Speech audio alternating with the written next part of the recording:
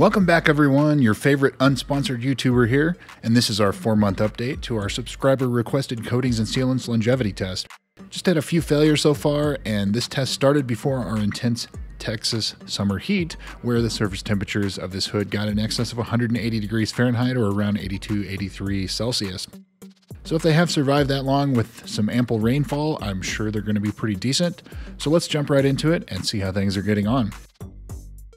As usual, we will foam everything down using Chemical Guys Honeydew Snow Foam, rinse it, foam it again, wash it, and then of course rinse everything off to inspect the hydrophobic properties before drying everything off. So without further ado, let's do further and see how things are holding up. And as a reminder, ways to support the channel are on your screen here, and the lifetime weather as well as the last 30 days weather are on your screen here.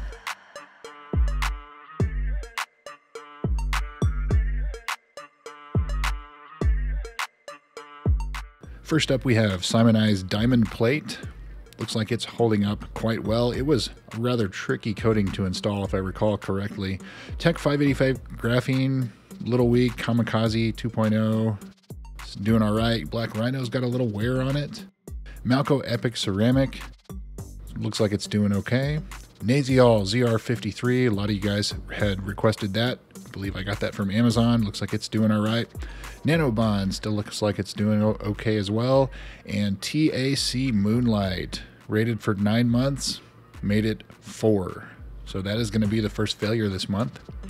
And Envy Evo Nova and Envy Pro. The Pro is, of course, a Pro-only coating. Those are from Australia, I believe.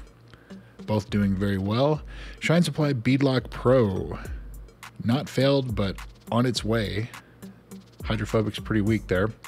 Sonax Hybrid Tech Wax had failed. Black Fire Pro Black, still doing okay. Very similar to Adams.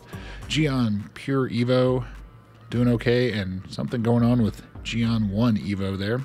Not quite where we would call it failed, but really close.